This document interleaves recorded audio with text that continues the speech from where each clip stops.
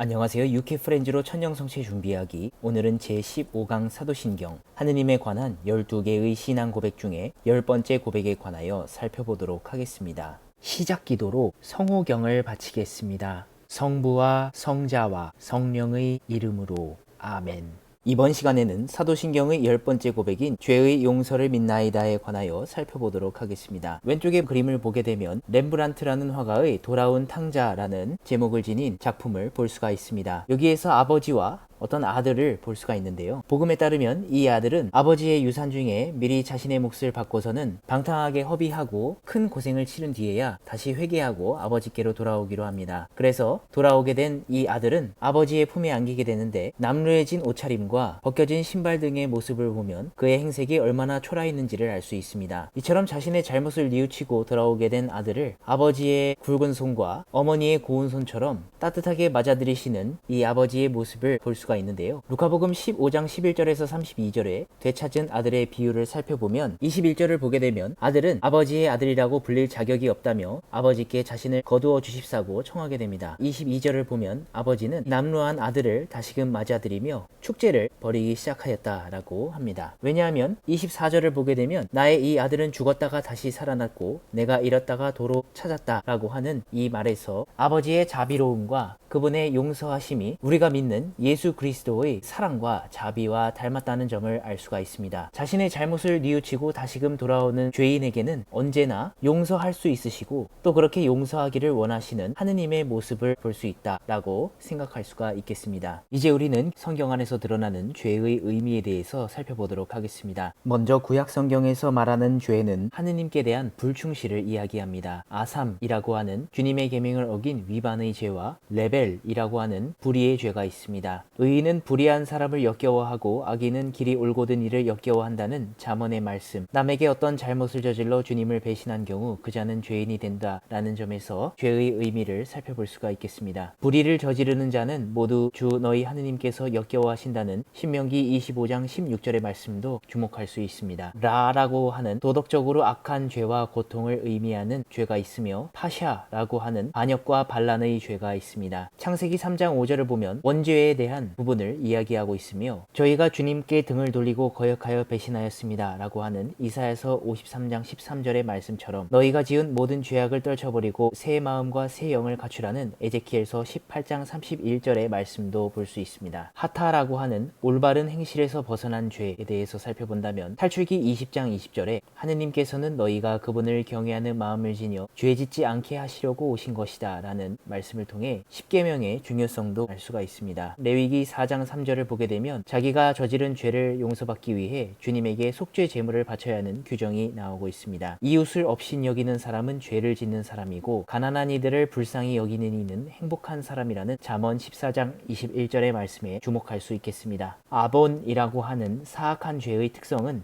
잠언 5장 22절의 말씀처럼 악인은 제 악행에 붙잡히고 제 죄의 밧줄에 얽매인다는 말씀에서 잘 알 수 있습니다. 십계명의 제1계명이 되는 탈출기 20장 5절과 신명기 5장 9절의 말씀에서 한 분이신 하느님을 흠숭해야 된다는, 그렇지 않다면 조상들의 죄악이 미치게 될 것이라는 주님의 말씀을 떠올릴 수가 있습니다. 자애와 진실로 죄가 덮이고 주님을 경외함으로 악이 멀어진다고 하는 잠언 16장 6절의 말씀도 기억해야 하겠습니다. 구약 성경에서의 죄의 의미를 종합해 본다면 하느님의 계명 가운데 하나를 의식적이고 고의적으로 깨뜨리는 데서 죄가 발생했습니다. 하느님께 불순종하여 죄가 발생했고 죄는 하느님과의 종속 관계뿐만 아니라 우정 관계마저도 깨뜨렸습니다. 관계 자체를 파괴하며 죄의 영원성을 낳게 되었고 이로 인해 인간은 죄의 결과로 양심의 가책을 받았고 고통과 죽음을 맛보게 되었습니다. 신약 성경에서의 죄는 도덕적인 잘못을 의미합니다. 예수 그리스도께서는 인간의 죄를 없이 하시려고 죄 없으신 몸으로 십자가에서 돌아가시고 부활하시어 우리의 죄를 용서하셨다고 에페소서 2장 1절에서 바오로 사도는 고백합니다. 태초의 인간이 하느님께 순종하지 않았던 원죄로 인해 인간 안에 죄가 발생하여 그 죄값으로 죽음이 왔다고 로마서 6장 23절에서 바오로 사도는 말씀하십니다. 이를 믿는 이에게는 하느님께서 모든 잘못을 용서하시며 은총을 내리실 것이라는 콜로새서 2장 13절의 말씀과 고린토일서 15장 26절의 장차 예수님이 오시면 죄 죄와 죽음을 완전히 멸망시키실 것이라는 말씀에서 죄의 특성을 알 수가 있습니다. 구약시대에 발생한 죄를 이기기 위한 하느님 사랑이 구체적으로 드러나는 것이며 죄의 정체가 드러나면서 죄의 용서는 하느님의 구원 계획에 들어있었음이 밝혀집니다. 마르코복음 2장 5절과 10절을 보게 되면 예수님께서 죄인과 세리들과 함께 음식을 잡수시는 것을 보고 바리사이와 율법학자들이 왜 함께 먹는 것이냐 라고 물었을 때 예수님께서는 세리와 죄인들을 병든 이로 표현하시며 죄인을 부르러 오신 의사와 같은 예수 그리스도 당신을 말하고 계십니다. 죄의 종류에 대해서 살펴보면 7가지로 구분할 수가 있습니다. 교만이라고 하는 것은 하느님보다 자신이 우위에 있다는 마음이며, 최초의 죄는 인간이 하느님과 같은 힘을 가져보려는 데서 생겨났다는 점을 기억하고 계명을 잘 지킬 수 있도록 해야 하는 것이었습니다. 인색이라는 것은 탐욕으로 인해 생기며 무절제하다라고 알 수가 있습니다. 음욕이라는 것은 탈출기 20장 17절에 의하면 이웃의 소유는 무엇이든 탐내서는 안 된다라고 하는 가르침에서 계명의 본질이 무엇인지를 알려줍니다. 탐식은 음식에서 무절제한 욕망이 일어나는 것입니다. 집에서 31장 13절의 말씀처럼 탐욕스러운 눈은 좋지 않다는 사실을 기억해야 할 것입니다. 분노는 마음에 증오의 씨를 뿌리는 행위이며, 질투는 타인의 행복을 불쾌하게 여기는 행위입니다. 잠언 27장 4절의 말씀처럼 질투는 악질인 죄라고 볼 수 있습니다. 나태는 육체적이고 정신적인 노력을 하지 않는 게으름을 의미합니다. 잠언 13장 4절의 말씀처럼 부지런할 수 있도록 해야 하겠습니다. 성경의 죄에 대한 종합을 해보도록 하겠습니다. 성경 말씀에서 나오는 올바른 행실에서 벗어나며 하느님께 불순종했고 하느님의 계명을 위반하며 주님께 등을 돌린 반역과 반란, 이러한 사악한 죄 안에서 불의와 도덕적으로 악한 행동을 하는 모든 것은 하느님 뜻에 맞게 행동하는 율법을 준수하는 관역을 빗나가게 하는 것이었습니다. 이는 신약에서도 마찬가지로 아디키아와 하마르티아라는 용어로도 표현이 되는데, 하느님께 불의한 부정의 죄이며 하느님의 창조 질서인 관역에 빗나가는 어긋난 상태를 말합니다. 하느님께 대한 불충실과 계명을 어긴 죄는 하느님 사랑과 이웃 사랑을 실천하지 않아 비롯된 악의 근원입니다. 속죄의 번제물을 올렸지만 원죄의 늪에서 빠져나올 수 없었던 구약의 백성들과는 달리 스스로를 하느님께 희생제물로 봉헌하신 예수 그리스도의 십자가상의 희생제사는 구약의 백성들이 맛보지 못했던 원죄에서의 해방과 죄의 용서, 영원한 생명이라는 구원을 가져다주는 은총의 신비 안에 자리할 수 있도록 하신 하느님의 섭리에서 비롯되었다는 점을 기억해야 하겠습니다. 그래서 우리가 성경에서 살펴본 죄에 대한 특성을 이해하고 죄라는 것을 우리가 어떻게 할 수 있는가에 대하여 살펴보도록 하겠습니다. 죄를 짓는다는 것은 우리가 하지 말아야 한다는 것을 알면서도 나쁜 일을 한다는 것을 의미합니다. 또한 착한 일을 해야 한다는 것을 알면서도 그 일을 하지 않는 것도 의미하죠. 죄를 지으면 어떻게 되나요? 라고 물을 수 있겠는데, 죄는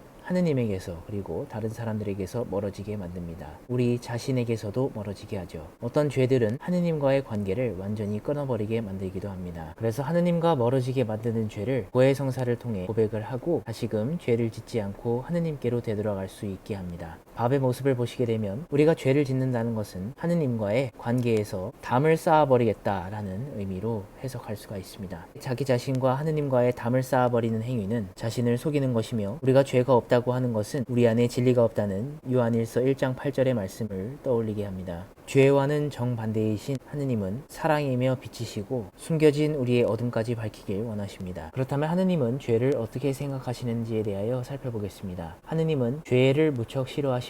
하지만 죄인들은 끝까지 사랑하시는 분이라는 것이죠. 하느님과의 관계의 단절을 의미하는 벽을 쌓으려던 밥은 이 담장을 뚫고선 밥에게 달려온 예수님의 모습을 살펴본다면 우리를 그만큼 사랑하시는 하느님을 알 수가 있습니다. 그래서 우리를 사랑하시고 우리의 죄를 용서하시려고 우리가 쌓은 담을 뚫고 오신 예수님을 바라보며 그분의 사랑에 응답할 수 있도록 해야 합니다. 그리고 죄를 짓지 않도록 하기 위해서는 잠자리에 들기 전 하루를 돌아보고 성찰하는 것입니다. 새 출발하는 자세가 무엇인지 정확하게 표현하는 것은 바로 회개라는 단어입니다. 우리의 잘못된 마음과 행동을 깊이 반성하고 올바른 자세로 돌이킨다라는 의미를 지닌 단어입니다. 회개의 롤모델은 이번 시간에 가장 처음 표지에서 살펴보았던 루카복음 15장 11절에서 32절에 나오는 작은 아들의 모습처럼 반성하고 돌아오는 것입니다. 그런데 우리는 죄를 자꾸만 짓게 됩니다. 죄를 자꾸만 반복적으로 짓는 나의 부족함을 극복하도록 기도와 노력을 반복할 수 있는 습관을 들이는 것이 중요합니다. 그 습관을 들이기 위해서는 신앙생활이라고 하는 주님 안에서 함께 살아가는 태도가 중요하고, 규칙적인 고해성사를 통해 새 사람이 될 수 있도록 하는 것이 무엇보다도 중요하다고 하겠습니다. 마침 기도로 성호경을 바치겠습니다.